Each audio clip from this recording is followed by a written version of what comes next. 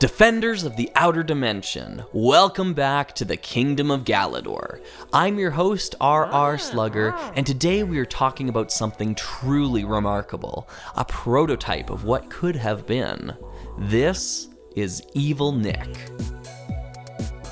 So what exactly are we looking at here?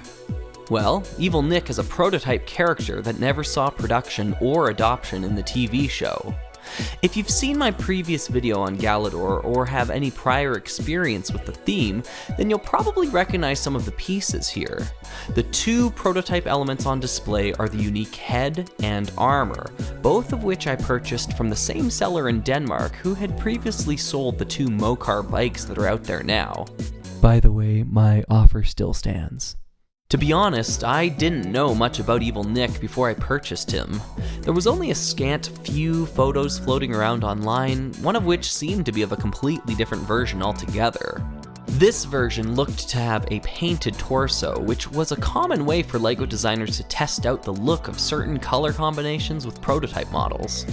I decided not to paint my Nick torso to match because I didn't want to unintentionally pass anything off as a prototype LEGO piece if it wasn't legitimate. Besides what little information I could find online, I was truly lost. So, I decided to reach out to Nick Bluetooth himself, Galidor's cultural custodian, Matthew Ewald.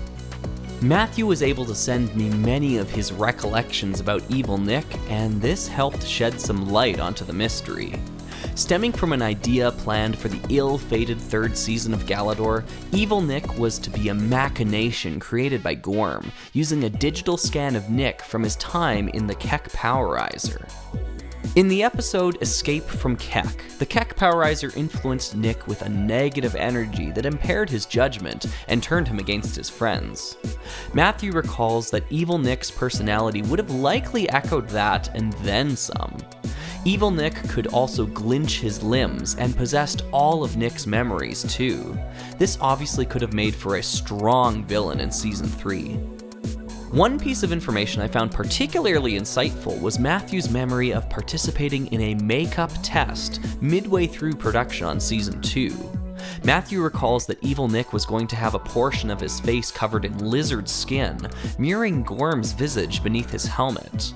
In addition to the reptilian details, Evil Nick was also supposed to have a yellow-green eye, which definitely correlates with what we see on the figure.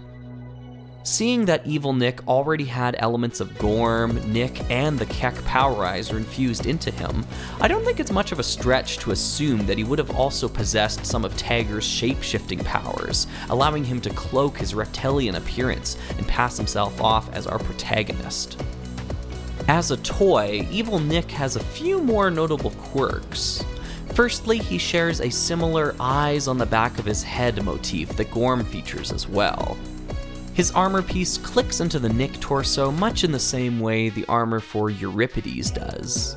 Because of the more delicate or one-of-a-kind nature of this armor piece though, I don't mess around with it. Lastly, I just had to try adding Evil Nick's head to the Kek Powerizer. Predictably, nothing happens, but he still does look intimidating in this form. Other fun or frightening figures can be created by basking in what Galidor does best. Evil Nick may not stay within my possession forever, as I would like other superfans to have a chance to interact with this piece of LEGO history. For the time being though, I'd like to think he has found a happy home. It has been my pleasure to photograph and showcase this figure to you today, even if I did tease this video all the way back in April, which nobody commented on.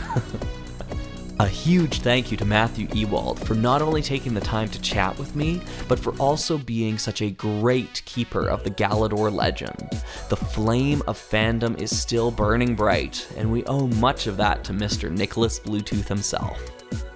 I've been your host, Slugger, and I'll see you next time in another dimension.